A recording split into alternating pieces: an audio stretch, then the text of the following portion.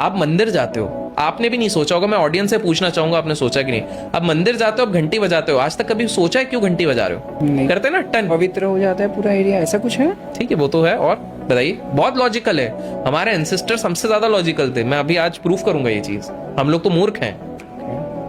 बताता हूं, जब आप वो घंटी बजाते हो, और एक चीज अब आपके दिमाग, सबके दिमाग घूमेंगे, हम जब भी मंदिर जाते हैं और घंटी बजाते हैं, वो घंटी एक पर्टिकुलर शेप की होती है और एक पर्टिकुलर मटेरियल की बनी होती है और पर्टिकुलर साइज की बनी रहती है, और उसके अंदर के घंटी का शेप भी एक पर्टिकुलर साइज का होता है और वो एक जगह पे लगा रहता है, क्योंकि जब वो अपन रिंग करते हैं तो टेक्निकली वो 7 सेकंड्स के अंदर एक वाइब्रेशन क्रिएट करती है। 7 सेकंड्स के अंदर वो जो वाइब्रेशन क्रिएट करती है वो हमें उस जोन में ले आती है, all positive focused concentrated zone, जहां हमारे और ईश्वर के बीच में और कुछ नहीं रहता। इसलिए आप जब मंदिर जाते हो और घंटी बजा के, तो आपको एक अलग वाइब्रेशन फील होती है। सोचिए, हमारे लेकिन देश का दुर्भाग्य वही है जो मैंने आपको एक बार शायद बताया भी था, कि हमारे देश का दुर्भाग्य, हमको नॉर्मल चीजें नहीं पता है, लेकिन इसी देश में हम लोग अगरबत्ती जलाते हैं, उस अगरबत्ती के पैकेट में गणेश जी बने रहेंगे, उस पैकेट को हम नीचे फेंक देते हैं और उस पर चल के चले जाते हैं, कि उस पर हम भगवान की निंदा नहीं कर रहे।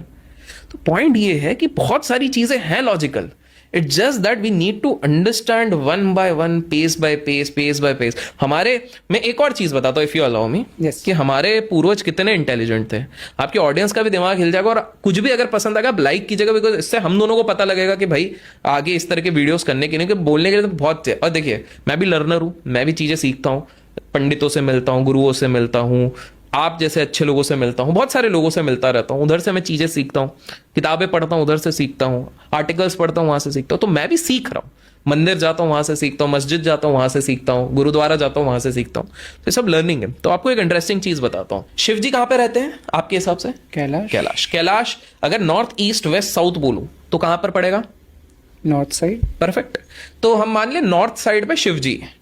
तो हजारों वर्ष पहले, लाखों वर्ष पहले शिव जी जब विराजमान थे कैलाश पे ऊपर, तो जो राक्षस लोग थे, जो डेविल, जो ये सब उत्पात मचाने वाले, उन लोगों ने बोला भाई ऊपर डेंजर जोन है, ऊपर तो शिव जी हैं भैया, कब तीसरा नेत्र खुलेगा भस्म हो जाएंगे।